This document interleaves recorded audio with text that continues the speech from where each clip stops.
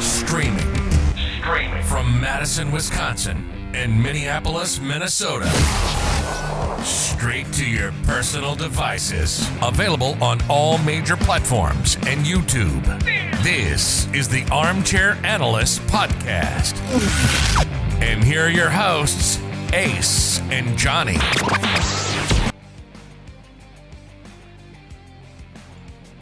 What's up, everybody? Happy Friday.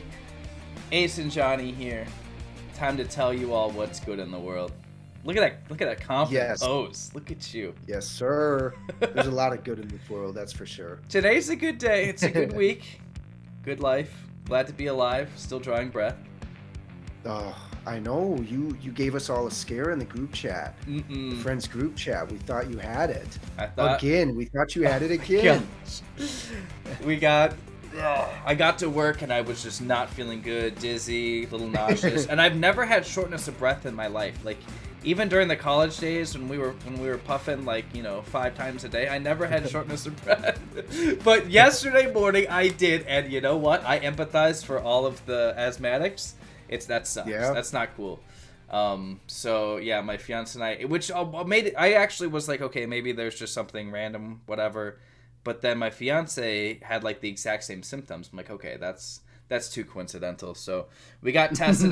She lobotomized me basically. I swear, when she did the test, she like poked part of my brain, but came back negative this morning. But yeah, that's feeling a lot. I literally slept I went to bed at 5:05 after I clocked out, and I got out of bed to pee once, I think, and I ate some crackers, and then I slept the rest of the day.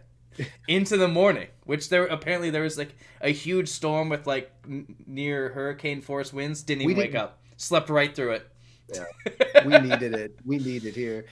We got all the crops dying, but man, we are not a friends show. We're a sports show. That happened to be friends. True. All right, I'm actually really excited about my random rant. Lot to cover for regional stuff. Talking a little bit about Reggie Bush and NCAA refusing to relinquish a particular trophy that might have been confiscated. I got another edition of Either Or game, tee-off topic, which is actually going to be very pertinent. NFL teams most under pressure to win for the upcoming season. Obviously, training camps just started this weekend, so it's a popular topic. And wrapping it up, we have a little personal news I want to share with you guys. So if we have time for that, we'll definitely mention that later. And I also just looked at our agenda sheet. It says July 91st. That's some future stuff. That's good. All right. Sadly, I saw that, but didn't correct you. So I don't know on this 91st of July. All right. So random rant. I don't know why this is such a big thing now. I've been getting numerous notifications via Twitter, Twitch, YouTube, ESPN about the Madden release week of all the ratings. I did not realize this was it's called the ratings reveal week. I did not realize this was such a big thing. To be honest, I didn't either, but I think it's because nobody else has anything to talk about. Well, now that you can't rag on Rodgers anymore, we'll get to that in a bit. But I don't know. I got a YouTube reaction video of Tay getting because he got a 99 rating in Madden 22, and so he got a necklace for it and a trophy kind of thing. So yep. And you can hang the necklace on the trophy for display. But I that was pretty cool. But it's I didn't realize everything was so. They have the rookies broken down. They have it by every position broken down. They have, all these different categories. It's I don't remember this. Is Madden so unable to show what kind of development changes they've made from last year that this is the only marketing that they can do? I think so. You would think I know the answer to that. It was mostly rhetorical. You think it's weird that year after year after year after year, they're inciting all these ratings about the players as gossip for them to talk about good pub for the game itself. When really then that doesn't matter at all. Sure, if players want to use that as billboard bulletin material with a bunch of nerds that are picking out the ratings, like how are they?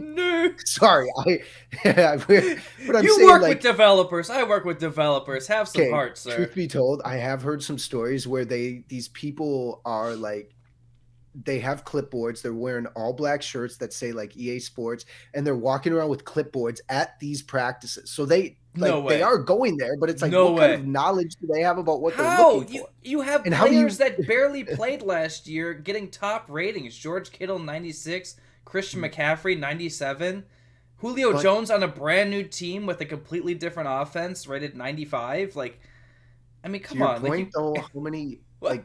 You brought it up. They're not inventive with other avenues, which is why they're creating this as a talking point. And the thing is, it's like, I know that people say like no press is bad press, or like what's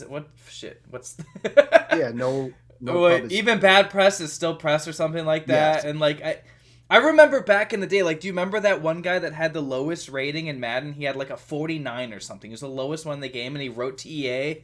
Like, F you, like, I've been training my whole life. I don't remember exactly what, like, that was, like, maybe a decade ago, and it was the funniest thing. So it's been like, culturally relevant, but, like, I just feel like it's just being smushed in my face this time and, like, down my throat. And I play Madden, like, I'll openly admit, like, I got it for Christmas one year from my sweet fiance's grandmother. She didn't realize how, I'm a 2K guy, like, I 2K5 with Terrell Owens on the cover. That was my last great football game. But like, she got it for me. I'm not going to play it, whatever. Mm-hmm. And then it's been on Game Pass for the last couple of years, so I've just been playing it because it's free. So it's the only football I have in the off season. And obviously, I wasn't going to pay attention to the off season this year because I didn't need to hear more BS about Rodgers that wasn't true or very true.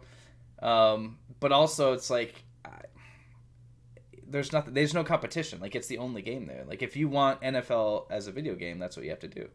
Mm-hmm. But I don't know. I just thought it was interesting. Seeing the players dig on each other is also pretty funny. Like, it's like, oh, I could see why your catch or your speed rating was only whatever. You know, like, they're just randomly ribbing at each other on social media. Yeah, and that's a thing that came to mind. It's like, what do you think a long snapper or a punter or a kicker gets as a rating for, like, running? It's in the single digits. Do you really think they're that much slower than the average football player? Probably not. It's like they don't even care, though, about those whatever or the arm strength. It's amusing. Yeah. But I don't know. I just thought that was kind of interesting. Also interesting, I need you to explain this to me because you posted this in our Discord, but Twins are officially sellers. You need to expand upon that, please. The baseball world, around the trade deadline, they refer to it as buyers and sellers. See, I was thinking franchise. I'm like, maybe not a bad idea. You lose the T-Wolves, you lose the Twins. Vikings getting run out of town. What MLB doesn't need another team. So I don't think they could relocate. You are right about that. I don't know where the heck they'd relocate. San Antonio. Hey, Montreal's still looking for a team, baby. Oh, wow. Gosh, Expo 2s.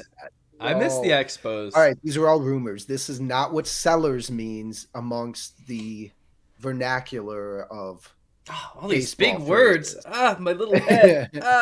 So no, yes, the Twins sold off or basically traded away Nelson Cruz. He was our locker room presence. Good player, obviously. Only with the team. This was his second year. But going on third, but obviously a huge presence in the locker room for the guys, especially the Latin players that couldn't necessarily speak the language, English all that well.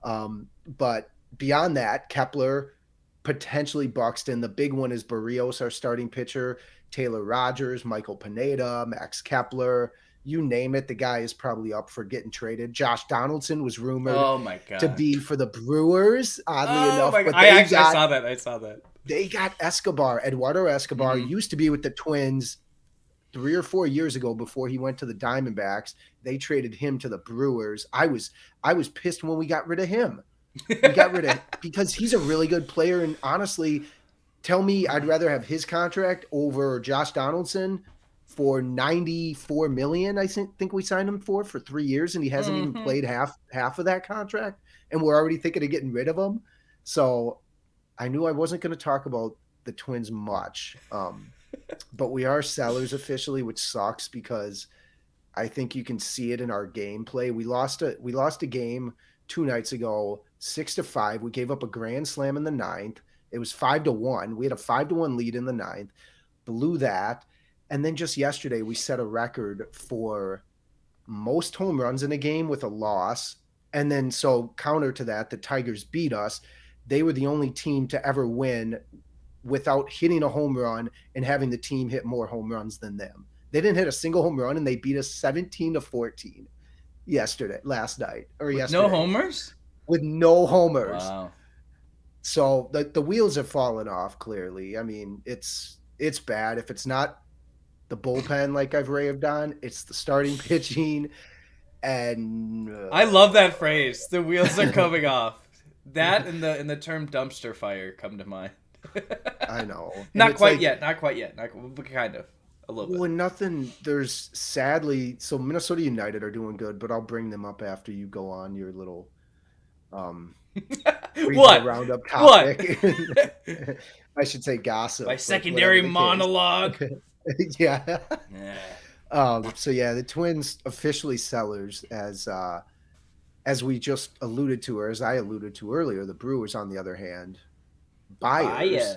Especially with one Mr. Yelich. So the anti-vaxxers get a win here.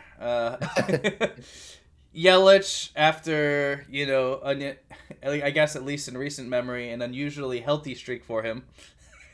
We're used to him being out of the lineup for extended periods, not in the lineup for extended periods. He is missing the next 10 days, starting, when was this? Probably Tuesday. He actually contracted COVID and entered the COVID protocols, even though he is vaccinated. So, wait, it's actually 10 days? Because what if he doesn't have symptoms? I think yeah, I'm pretty sure it's still 10 days. But the thing is, it's like this was like a good time to get it, right? We just wrap up the series with the Sox. Now, I think we just finished second game with the Pirates. Like, we're beating the Pirates handedly without him. So, like, it's okay that he misses this time. And also, it's time where he can't get re-injured. So, hey, like, that's all good, too. So, rest him up. We're going to need him in like 2 months. Because that's the thing. It's like you talked about Escobar a little bit, but, like, the Brewers are very clear in their path that they would rather have a dominant bullpen and defense and just hope that the bats can come through when needed. Like, that's because I guess it's a lot easier to, rely on your core for runs.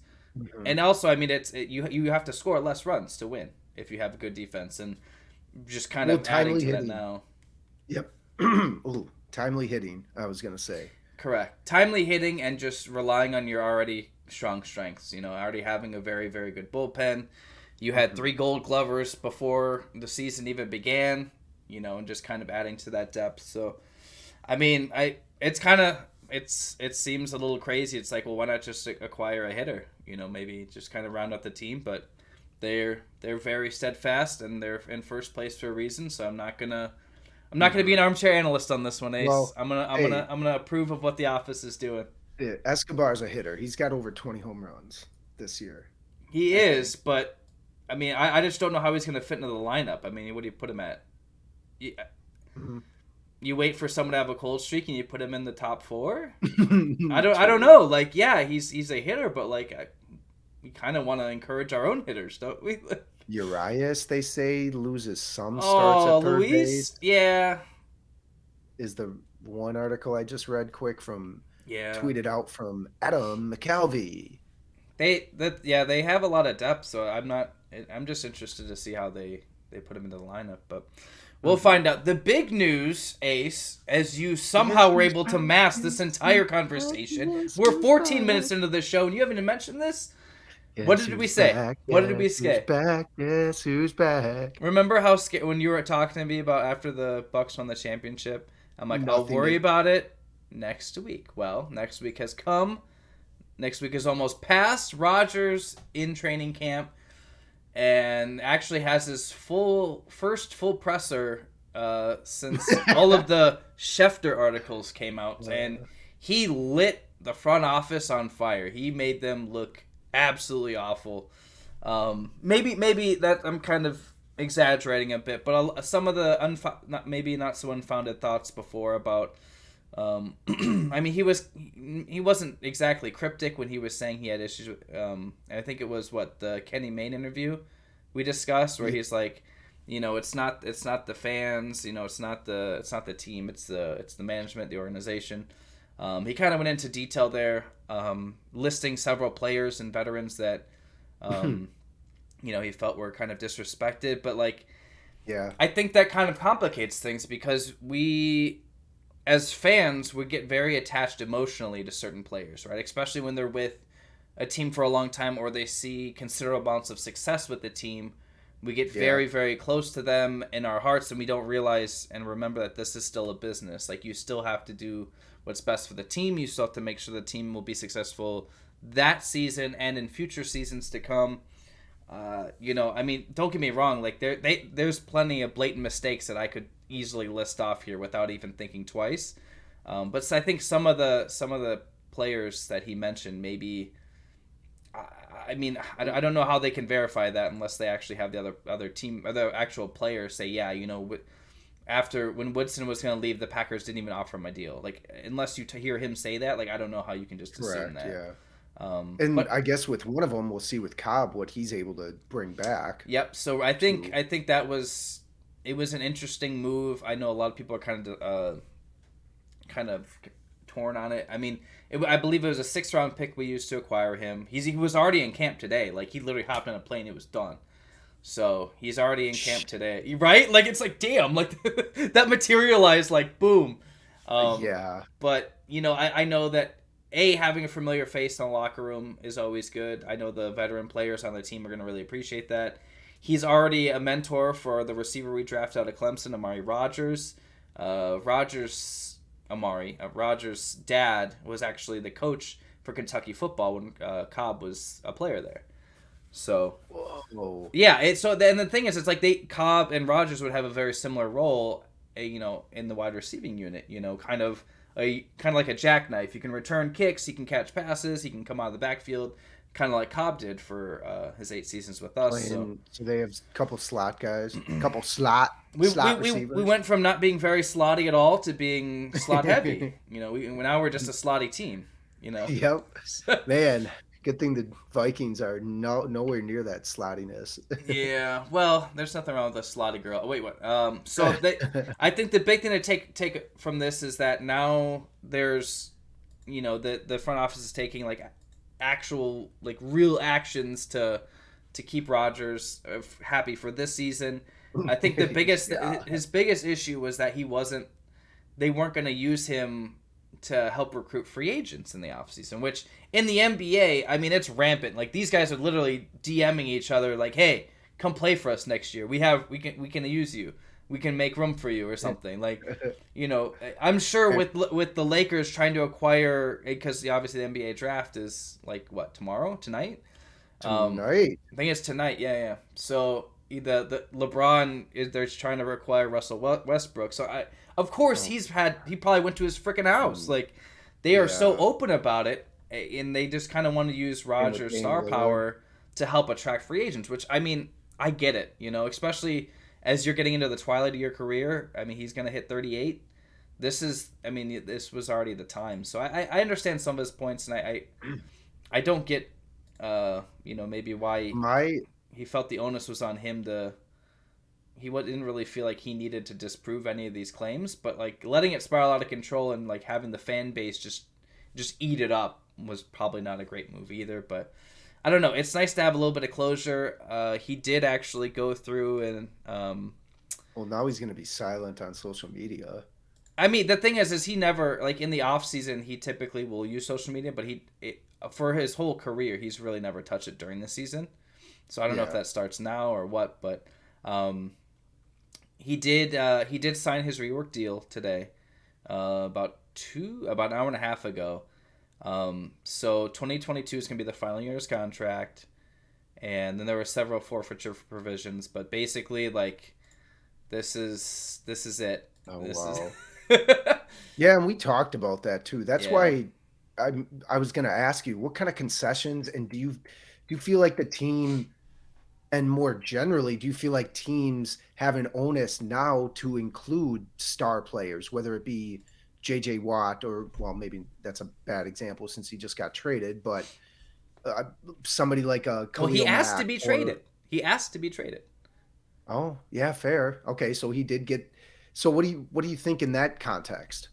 From if you had to put like the GM or even in this case the president Mark Murphy's hat, because they're the ones making the decisions. Yeah, and I think you got to kind of take a little bit from column A and column B, because you don't want to give the. This is a general statement, but it can't always be applied, right? Like would be an exception to the rule, not a rule to the exception. So it's, Rodgers, like you said, he's been with the team for 17 years. They've had a lot of success. He was maybe he could have said it a little less arrogantly, but like he is kind of putting the team on his back for a lot of these years. Yeah. And maybe that should warrant some concessions by the front office. And I mean, honestly, like when you're bringing people in, I thought for most of my life, like the Packers never signed free agents. It was always draft and develop. Maybe a random trade for like a mid-tier starter, but like never any big free agency trades or moves. So I never really knew what to do. And like, honestly, in like my entire lifetime for like 25, almost 30 years, the trades and free agents were, oh my gosh, it was, obviously Woodson was a big one. Reggie White was a huge one. Peppers. Peppers was a free agent. Yep. What can I think? Oh, Desmond Howard. Howard. But that was pretty much it, right? Like there was really nothing else in between that. Like those were like the four big ones, maybe another smaller one that came in, but that was it. And all of a sudden it's like they got Preston Smith, they went and they got Zadarius Smith, Adrian Amos, they picked up Billy Turner. Like they're making all these moves like without Rodgers. Like I can see, that was pretty sweet, but at the same time it's like, well, maybe with him in there in the conversation, maybe that those deals are a little bit more team friendly. Maybe we get another player for star power. It's hard to really judge because like based on the free agent moves that they've made, like now the problem is they've acquired so much talent they can't pay everybody what they're earning right now. Like you want to give Tay a new deal, but you also have to want Jair was such a great first round pick. You want to give him top cornerback money. Bakhtiari last year was the big one where he had to make top money. They have, and this is where GM, their side, they're thinking, well, what do you want us to? The thing is, this should have never gotten to the media. All this crap should have just been hush hush. Somehow somebody leaked it to who, Schefter. Sure. And well, even before that, there were rumors because I think Paul Allen, the Vikings radio commentator who has his own show, kind of stirred the pot by saying Rodgers, rumor has it, teams were reaching out to the Packers about trades.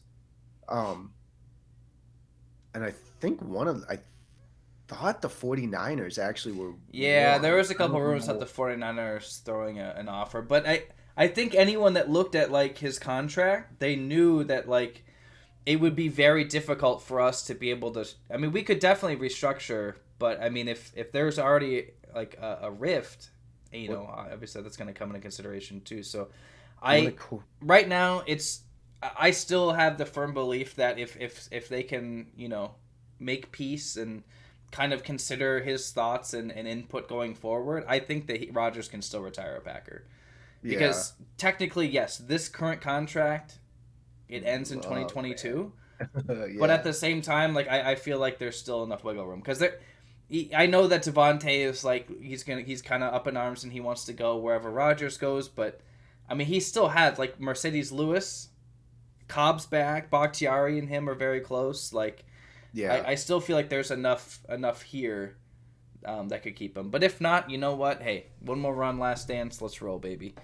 Last dance, great plug-in, right? So that's that. We'll see how things go for the next week or so, and I don't know. I'm not really expecting anything crazy to happen, but it is nice to get a little, I don't know, maybe not clarification, but just some light being shed on. Because I mean, as a fan, you see plenty of stuff at the front office that you disagree with, but if what he said is true, like, damn, like, I know it's a business, but damn, like. You can't have everything you want, also. But that's the thing too. It's like when he specifically mentioned Jay Kumaro, product of Wisconsin Whitewater, touchdown Jesus, as he's affectionately referred to around here. He was upset that Rodgers, that no one said that Kumaro was going to get cut in training camp or in preseason. It's like, do you really need to know like everyone that's going to get cut? I don't like. It's not going to stop him from getting cut. Like, what? I don't know. That kind of stuff, I think, is like, okay, like, slow down, bro. But as far as, like, recruiting free agents, like, why not? I mean, I mean, other than tampering, I mean, what could it hurt, right? Patriots did it for a decade. They're fine. All right. I want to... Vikings got D.D. Westbrook recently, receiver, I think, maybe with a little, quasi relationship with one of the players, I think. But is that like notable? I don't think that's. No, I'm just kidding. Yeah. No. Isn't he just like maybe we'll track his stats versus Cobb's stats this year. Oh, maybe Dede versus Cobb. I'm sure neither are going to put up numbers even worth comparing. I'm very sure. I did want to note quickly too. Did we talk about Reggie Bush?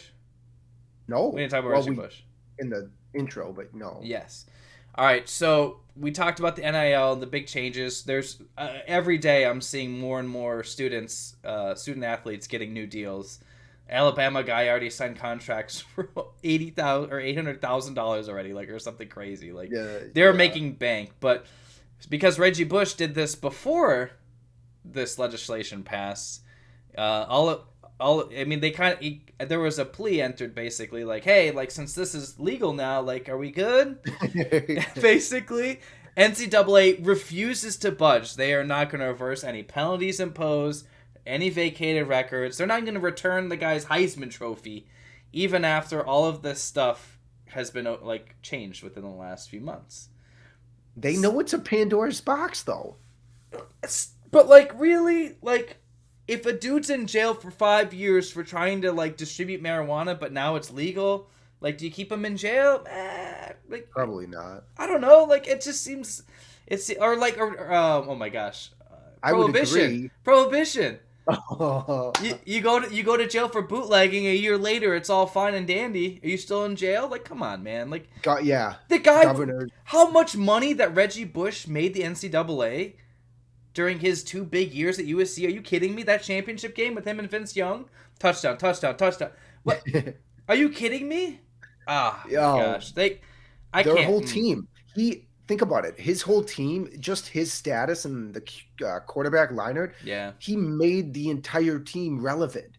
If they went out, paparazzi was around, the team was recognized. It was transformative almost in a way. And so all these big words, your thesaurus is out somewhere, isn't it? All right. Books. They got to let it go, right? They got to let it go.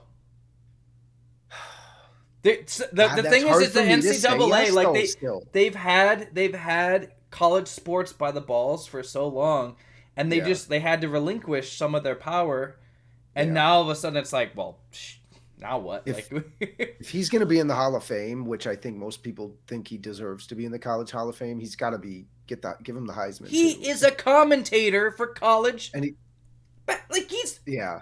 he's an analyst for college football, and you're not going to let the dude have his records and his trophy? Are you kidding me? He's been in the field for 20 years. Yeah. All right, maybe not that long. Well, I mean, when you think from drafted to now. Oh, it was 07, wasn't it? It was 07, wasn't it? Maybe 05, 06, yeah. Something like that. Well, no, when he was drafted. So, like, he's been in college. So, okay. Wow. Yeah. I mean, come on, man. Like, it is. I do agree. I think he should get the trophy back, but I know NCAA is looking at it sadly like this is a Pandora's box. We don't. Yeah, there's other players that aren't going to come out and say what they got from universities and contract deals with shoe companies, et cetera, dealerships, what have you. But it's just another Pandora's box where the NCAA is wrong again too. Yeah, well, and you never want to admit that you're wrong. Yep. Because why would you do that? But that's the thing. It's like you don't have like, it's not like you have like a universal scapegoat. The NCAA is like this mysterious figure. You're not pinning it on like, you know, Steve Howard, some random guy. Like you can just say like as a like cumulative group, hey, we effed up. Here's your records and your trophy back. Mm-hmm. Also, you don't have to pay us those thousands of dollars because we're douchebags. Like I don't know. Hey, to that point, that just occurred to me. That's similar to ESPN. Think about it. They have personalities, but you never know who's pulling the strings behind it. If you ask me who's pulling the strings, who's top dog ESPN, I'm gonna say Mickey Mouse because it's owned by Disney. I don't know. Because think about it. Somebody had to make the decision, not to digress way too much, but the whole Rachel Nichols thing, her comments. Somebody had to make the decision to let Maria Taylor get that spot, which deservedly so. Yeah, you're getting. Let's cool down. Yeah, we're getting too deep. All right, either or game. All right, so you grilled me for 2 weeks straight, and I dislike you for it. I, being the benevolent soul that I am, I'm going to ask you fun golf ones because I'm a nice human. All right, so either or game, if you're not familiar, it literally is as simple as it sounds. I give him 2 choices. He has to pick which one if you can only have one or the other. Mm-hmm. So this one, I think it's this one's kind of hard even for me. Like, so the whole premise behind this is that he's out golfing right now, and he has to choose between scenario A or scenario B. Would you rather have a great drive? Like, I'm talking a phenomenal drive. I'm talking like par 4, you are a chip and putt away from a bird. Like I'm talking a really good drive. Or would you have like a spectacular putt, like a 40-footer, just boom, drop right into the hole? Putt, because I saved par last week hitting like a 50, 60-foot putt, and I was playing with 3 guys that can vouch for me, 3 older gentlemen that were screaming when it went in. They're like, "Oh, wow, that's awesome. That's great." And just to be able to save par after the crap it took me to get to that hole on a par 5 was like best feeling in the world, honestly, or better feeling than I would say hitting a perfect straight drive. So that one, I think most people, like if we had like a poll, I think most people would choose that one because you can have some spectacular drives, but if you don't finish the hole right, if you 3-putt, you know, who cares? Like, it doesn't matter. Like, yeah, it feels good. It looks great. But yeah, as an incredible putt, especially on like a very difficult green, will always be more satisfying, I feel. So I agree with you. All right, so this one's personal preference because depending on how you like to conduct yourself on the golf course, would you rather have phenomenal, top-of-the-line bev cart service, or would you rather have the best weather possible? Oh. I'm going to say bev cart service. Okay. I think that would be like where they give you maybe an extra little shot's worth to go in the cup, or they just flip you one or something, or give you a nice, like a candy bar when it's 115 degrees out with some water. You tip them well. Because there's so many times where you play and you're like, oh man, you start to complain about the weather sometimes, I feel like. Which is like, why are you complaining when it's still nice out? As long as it's not raining, who cares? Usually, usually. I'd like the beverage cart girl or beverage cart. We assume it's a girl. Don't assume for a variety of reasons. Start off the show. No. We gotta be PC. Okay, all right. And the thing is, it's like I played in horrible weather. I played in perfect weather. I played with awful bev cart service and with spectacular bev cart service, and I will tell you, the days with fantastic bev service are always better than the really great weather days. Because there's some days where, like, I mean, obviously I'm sneaking stuff onto the course. I mean, let's be honest, right? Like, we're taking stuff onto the course. If you have half a brain cell, you're smuggling stuff on the course, correct. But at the same time, like, if it's a crazy hot day, like it's upper 90s and you were just sweating, I mean, beer is great, but at some point, like, you just want like a Gatorade or something. And if you cannot find a cart girl and there's no machines around, you're just sitting there dying, and that's not great either. So, okay, Bev card it is. All right, this one I didn't know. I didn't really know how to pause it, but would you rather have one hole-in-one and a terrible round otherwise, or would you rather get 6 birdies in a round? To be honest, I think 6 birdies. As crazy really? as that sounds. Are you serious? I think, well, the way you if you would have just said have a, because I don't know what a terrible round is, but I would much remember. You play so well. You've never had a bad round. No, I have had a bad round, but I'm saying like I played with you. I know you had a bad round. I'd rather. Oh my god, that's tough. Yeah, I gotta stick with it. 6 birdies, because that means I had a better round overall. Yes, the freaking hole-in-one, whatever. It's the most memorable thing. Probably the best feat I'd ever do. It's pretty fluky for most people, though, right? Like, it's pretty fluky. Yeah. Because even if you want to look me in the eye and tell me that you intended on doing that hole-in-one, I'm gonna call you full of shit. Because I'll put it like this: if I have the ability someday to get 6 birdies in a round, I feel like I am that much closer to getting a hole-in-one. Because I haven't had 6 birdies in a round ever. I don't think I've had more than 2 or 3. So that's why I struggle with the number too. It's like, well, how many is enough to make it close? Because if I put like 8, well, then obviously you're going to pick that because you're going to have a fantastic score, even if you mess up a couple holes. But a lot of people like they want the hole-in-one just to say that they've got one. I would have, like, if I was being truthful, I would have said like plus minus 2.5 birdies, honestly, in 18 holes for myself. That's so maybe like a half or 1 for you, 1.5 for you, or I don't know. Hey, we don't need to bring up my golf game into this. This is about you, buddy. Sorry. This is about you, pal. All right. So this is your tee-off topic that you were so excited about that you called me at 3 a.m. and said, "Get this on the show now." So, NFL teams with the most pressure to win in 2021. I know obviously we can say that the Packers are on that list because if this is Rodgers' last hurrah. You've already had 2 consecutive NFC Championship losses, so yeah. Who else, though? Who else? What about the Vikes? I think for both teams here in our states, respectively, this is a big year. Couldn't you?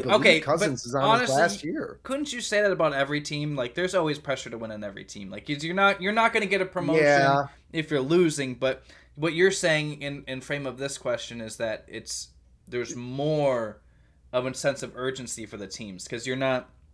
You don't have like building blocks. Someone's in the last year of their deal. Someone's close to retirement. That kind of stuff. A coach that's already on the hot seat. Okay, I'm assuming that's what you're... Okay. Just for clarification. Yep. Thank you. Yeah. I would even put the... Well, not...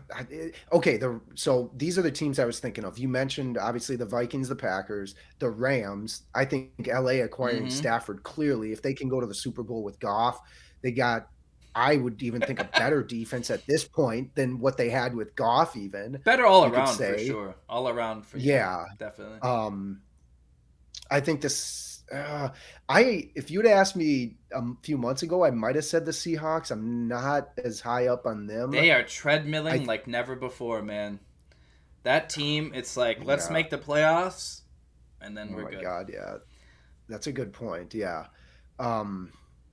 Who else was I thinking of when I initially thought of this? I thought the Saints would be in here, but that's only because I thought I don't think Peyton would leave, but I think he would get rid of the QBs. I could see him just like getting rid of them in a heartbeat to draft somebody. 49ers, I'm going with all NFC teams. Dolphins. I think the Dolphins are kind of... You can't list half the NFL here. You really can't. Well, okay. So to me, it's Vikings, Packers, in no particular order, the Rams, and if I had to pick the Dolphins come to mind in the AFC, maybe the Browns. Can I add one, por favor? Yeah. I'm going to say the Bears because I'm not trying to get the whole NFC North in there. The Lions definitely not. They if they win, 6-7 games with Goff, they'll be happy. They took him and they basically they're like, you know what, you can have Stafford for like whatever he's got left in the tank. We'll take your picks. We'll take a bridge quarterback, and we're just going to start building up some assets. I want to say the Bears, though, because they pulled the trigger on a first round QB, and this is it for the GM and the head coach, Pace and Nagy. This is their last hurrah. If they do not do well, they're probably going to totally derail a poor young quarterback's career, a very talented quarterback in Justin Fields, which honestly I was hoping that they would take Mac, because I feel like he's much less talented. System quarterback, which is why he went to the Patriots. But Fields, I feel like, is a lot more gifted overall, especially athletically. But if they can't make it happen with him, I mean, if they go like 0-4, 0-5, like he probably gets canned mid-season, because this is it. They're kind of all the chips are in. Well, when do they start him? Do you think Fields starts over Andy Dalton? I mean, I was gonna say, like, if you really want to ride with Dalton as your number one, if your job's on the line, do you want to put like, let's say a PowerPoint presentation, you're gonna put like a 4-slide presentation to your boss and hope that that's gonna keep you your job? I don't know. Wouldn't feel super confident about that. Yeah, Cousins is an unrestricted free agent, so I think, and that's why I like this topic, because I think, like you said, it's not so much. It's a combination of the players, the coaches, and even the front office that are definitely on the hot seat. Yeah. Has there been any talk about keeping Cousins past this coming season? Like anything? Not that I've gotten wind of, honestly. Rod. I forgot your name, Rod. Boots on the ground, Rod. We need you here. We need you here in Minnesota. No, he's here right now. Fine, get your list feelers out on Twitter. What?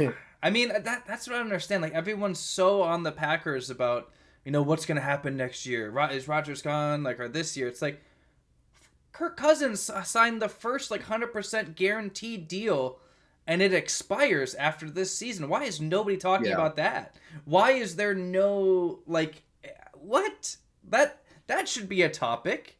That should be a pretty big topic. The Vikings were one quarterback away from the Super Bowl with Case Keenum. They go out, they get probably the greatest, I'm using that term kind of hyperbolically, but typically you don't get a quarterback entering their prime on the free agent market, right? Like, it was very weird that he was out there. He got tagged, twice by Washington. They let him walk as a free agent. He was 25. Like, that doesn't happen. A little bit older, but still. Maybe 26. Close. He's 30 now. He's in the final year of the deal. It was a huge, huge deal. And now it's at the end, and you guys have been getting progressively worse. Why is this not a topic? Yeah. I don't know. I just feel like everyone just wants to nut rub the Packers, but it's well, what about Cousins? His deal's almost gone. I mean, you guys took. I know you guys drafted a quarterback last year. Oh, Kellen Mond.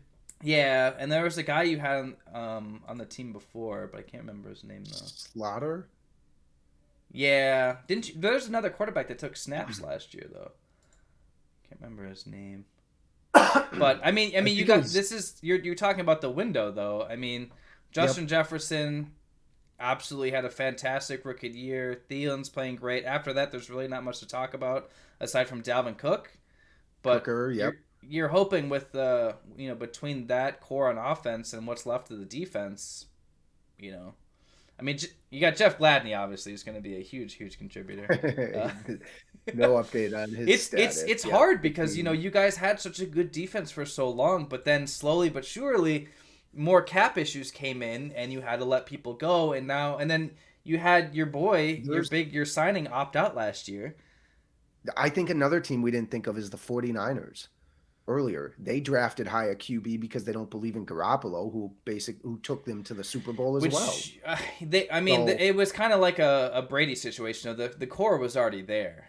They already had a very strong team, and Brady did not play that great in the playoffs. That defense carried him. I mean, he threw 3 picks in the NFC Championship game and still won. I do think that, them getting Garoppolo in the first place was kind of ridiculous because what do you have, 4 games of experience in New England?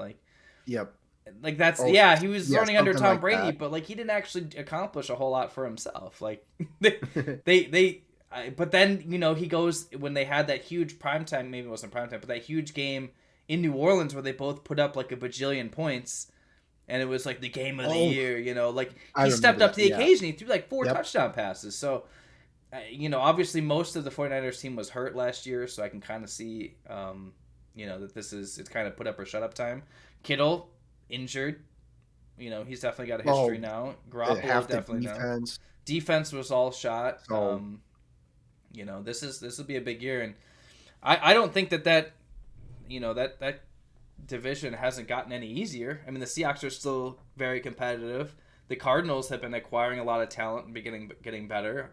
Oh, that's got to be the toughest division. It has been, I think, for a while too. I think it's been for a bit now. Just top to bottom depth. Yeah, which, I mean, it makes it more fun to watch their divisional games, especially primetime, because they just beat the crap out of each other. It's always fun to watch. All right, my good friend. That is the episode. I did want to mention that we did have a talk internally, Ace and I, maybe about changing up the show a little bit. We're not totally sure what that means.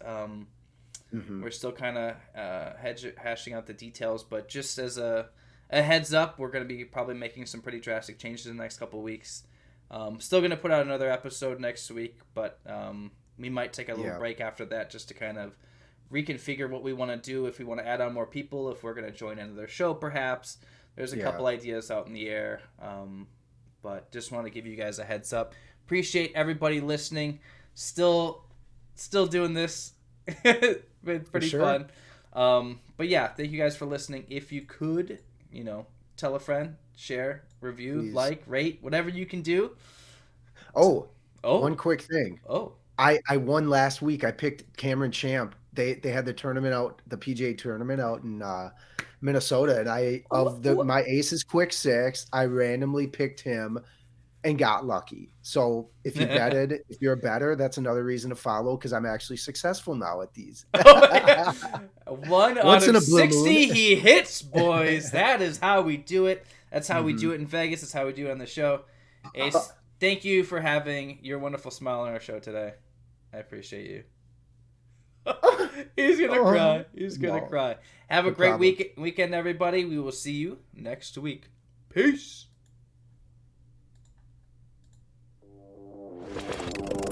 That's the show for this week. Check out Armchair Analyst on Twitter at AA Podcasts, on YouTube, or wherever you listen to your favorite shows. If this wasn't enough, be sure to check out armchairpodcast.com for more. See you next week.